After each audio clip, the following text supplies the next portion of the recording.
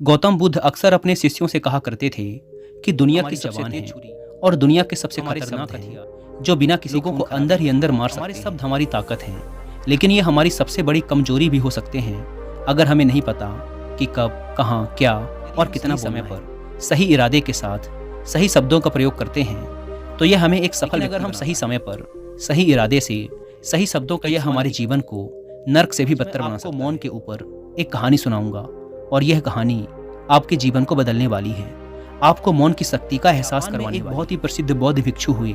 उनका नाम था रिझाई। अकेले रहते थे जंगल के पास, दुनिया के शोर शराबे से दूर। रिझाई एक बहुत ही बड़े ध्यानी और प्रबुद्ध व्यक्ति थे और इसीलिए वो पूरे जापान में एक दिन एक राजकुमार रिझाई के पास आया और बोला, प्रिय भिक्षु, मैं हमेशा थका हुआ, निराश और परेशान महसूस करता हूँ। मेरा मन बहुत अशांत रहता है। हालांकि मेरे पास सब कुछ है, दौलत, शोहरत, सुख सुविधाएं जो हर व्यक्ति चाहता है या पाने की इच्छा करता है, लेकिन फिर भी मेरे अंदर इतनी अशांति और चिंता क्यों है?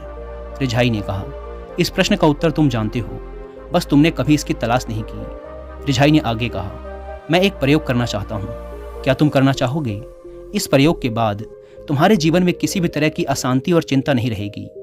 यह सब सुनकर राजकुमार बहुत हैरान हुआ। उसने रिझाई से कहा, बताइए मुझे करना क्या है? अपने मन की शांति के लिए मैं कुछ भी करने को तैयार हूँ। भिक्षु रिझाई ने एकदम शांत स्वर में उत्तर दिया, अगले 10 दिनों तक तुम मेरे आश्रम में रहोगे और एक सामान्य व्यक्ति की तरह अपना जीवन व्यतीत दिनों तक तुम एकांत में अकेले मौन बैठे रहोगे। जितना हो सके। राजकुमार भिक्षु की बात से सहमत हो। पहले दिन राजकुमार को लगा कि उसका मन सामान्य से अधिक अशांत और विचलित है। उसके मन में तरह तरह के प्रश्न उठ रहे थे और वह आम लोगों की तरह जीवन जीने में असहज महसूस कर रहा था। उसके अंदर से बोलने की प्रबल इच्छा उठ रही थी, लेकिन वह मौन रहा। उसके मुंह से कुछ नहीं निकला, एक शब्द भी नहीं। वह बस चुपचाप बैठा रहा। लेकिन रात होते होते उसे अंदर ही अंदर शांति का अनुभव होने लगा। उसके लिए यह अनुभव अजीब था। वह खुद से पूछ रहा था कि वह अंदर ही अंदर खुशी क्यों महसूस कर रहा है और उसकी आंतरिक बेचैनी और चिंता कम क्यों होने लगी। राजकुमार एकांत में चुपचाप बैठा, प्रकृति को निहार, फूलों को आकाश में उड़ रहे। जीवन में पहली बार महसूस कर रहा था कि उसके आसपास की प्रकृति कितनी अद्भुत है। वह दिन भर प्रकृति की सुंदरता को देखता और उसकी शांति को। इस तरह से एक हफ्ता बीत गया और अब तक उसके मन की सारी बेचैनी, सारी हलचल, सारी उथल पुथल और सारा तनाव एकदम गायब हो गया था। राजकुमार फिर से एकांत में बैठ गया और कुछ ही मिनटों में उसकी आंखें अपने आप बंद हो गई और वह गहरे ध्यान में चला गया। वह पूरे दिन वहीं आंखें बंद किए बैठा रहा और गहरे ध्यान में डूबता चला गया। ना कोई शब्द, ना कोई चिंता। राजकुमार भीतर से असीम शांति और आनंद से भर गया। राजकुमार अपने बाकी के 2 दिन इसी तरह गहरे ध्यान में व्यतीत करने के बाद रिझाई के सामने प्रस्तुत हुआ और रिझाई को प्रणाम करके बोला, प्रिय भिक्षु, मुझे उत्तर मिल गया कि मेरे मन में इतनी उथल पुथल और चिंता क्यों थी कि मेरा मन इतना अशांत और विचलित। मुस्कुराते हुए पूछा, बताओ क्या उत्तर मिला तुम्हें? राजकुमार ने कहा, मैं आवश्यकता से अधिक बातें करता था। मैं किसी पर भी अपने शब्द और ऊर्जा पर अपने लोगों से फालतू की बातें के बारे में अकेले में सोचता रहता और ज्यादातर समय नकारात्मक ही सोचता। इस तरह मैं बस अपना समय ज्यादा बोलने और नकारात्मक सोचने की वजह से मेरा मन अशांत और बेचैन हो गया और इस वजह से मैं किसी भी चीज पर ठीक से काम नहीं कर पा रहा था, जिससे मैं असफल होने लगा।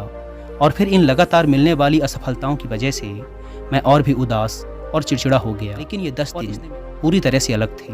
अब मुझे ऐसा लग रहा है कि मैं अपना जीवन पूरी तरह से जी रहा हूँ, लेकिन इससे पहले मैं अपना जीवन गलत तरीके से जी रहा था।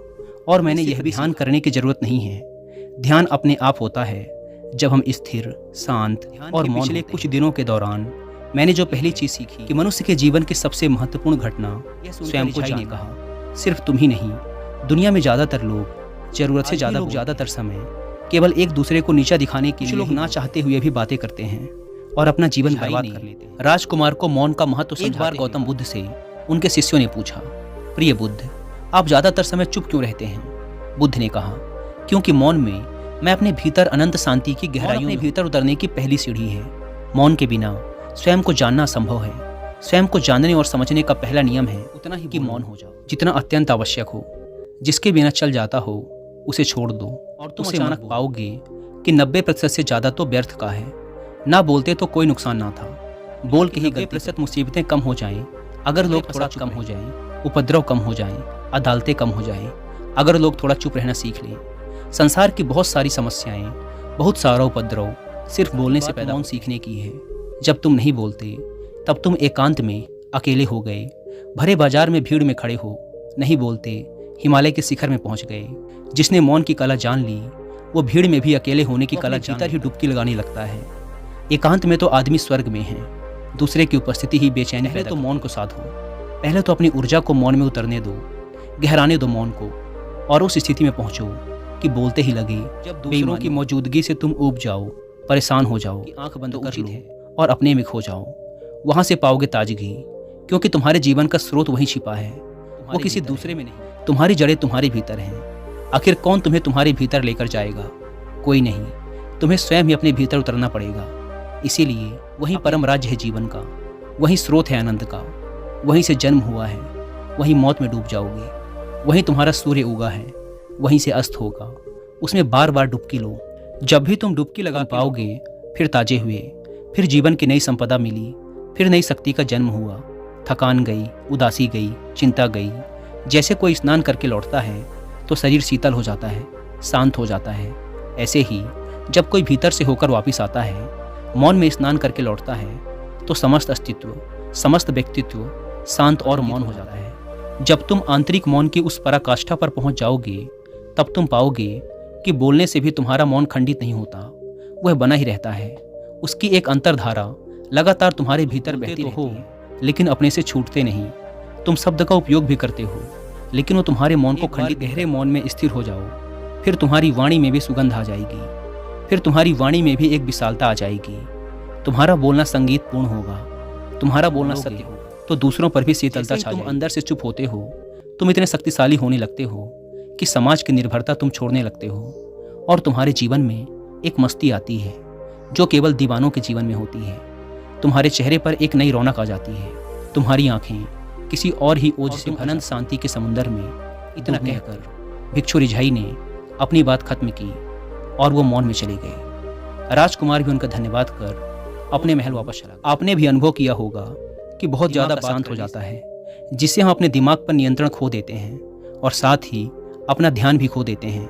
जो लोग बहुत ज़्यादा बोलते हैं, किसी एक काम पर ध्यान केंद्रित करने की काबिलियत नहीं होती, वो अपने किसी भी लक्ष्य पर पूरी तरह से केंद्रित नहीं है, तो जीवन की सच्चाई को समझ नहीं पाएंगे, कभी मनचाही सफलता हासिल कर पाएंगे। आपने देखा होगा कि जो लोग अधिक बोलते हैं वो अक्सर लोगों के बीच हंसी का पात्र कम बोलते हैं और अपनी बात पर कायम रहते हैं। उन्हें लोगों से सम्मान मिलता है, लोग उनकी बातों को सुनते हैं और उन पर भरोसा। जरूरत से अधिक बोलते हैं और अपने विचारों के बारे में पक्के नहीं होते, उनका दिमाग अस्थिर और विचलित रहता है, शोर से भरा रहता है, और एक अशांत दिमाग वाला व्यक्ति जीवन में किसी भी चीज में सफल नहीं हो पाता, क्योंकि वह किसी भी काम में। यदि किसी व्यक्ति को यह पता है कि उसे कब, कहां और क्या बोलना है, तो वह व्यक्ति सच में बहुत बुद्धिमान है। जहां भी जाता है उसका व्यक्तित्व तो आकर्षण का केंद्र बन जाता है, और वह जो कुछ भी करता है उसमें सफल। किसी महान और सफल व्यक्ति के व्यक्तित्व को गहराई से देखें तो पाएंगे कि वो कम बोलते हैं और कम से कम शब्दों वो चीज़ों और जिसके बारे में उसे बोलना है उनके बारे में। लेकिन जो लोग बहुत ज़्यादा बोलते हैं, बहुत बार वो झूठ भी बोलते हैं और अपनी बातों से दूसरों के मन और विचारों पर कचरा डालते रहते हैं। वो ज़्यादातर समय दूसरों की बुराई करते रहते हैं, इसीलिए उनके अपने भी उनसे नफरत करने लगते हैं और उनसे बचने की कोशिश। भारतीय उपनिषदों में कहा गया है कि हमारे शब्द वास्तविक ब्रह्म। धैर्य आता है, धैर्य से ध्यान, और ध्यान से हम अपने जीवन के बारे में जागरूक हो जाते हैं। इसीलिए अगर हम ज़्यादा बात करते हैं तो हम मौन को खो देते हैं, जो मन की शांति का पहला स्तंभ। आज से हम भी मौन का अभ्यास करते हैं। आज से हम भी वही बोलेंगे जो ज़रूरी है, और हम कोशिश करेंगे कि कम से कम शब्दों में अपनी बात खत्म करें, और हो सके तो कोशिश करेंगे कि रोज़ कम से कम 30 मिनट एकांत में। पूरा विश्वास है कि इससे हम सब के अंदर एक सकारात्मक बदलाव जरूर आएगा। इसी के साथ इस वीडियो को ख़त्म करते हैं। मुझे उम्मीद है कि आपको इस वीडियो से काफ़ी कुछ सीखने को मिला होगा।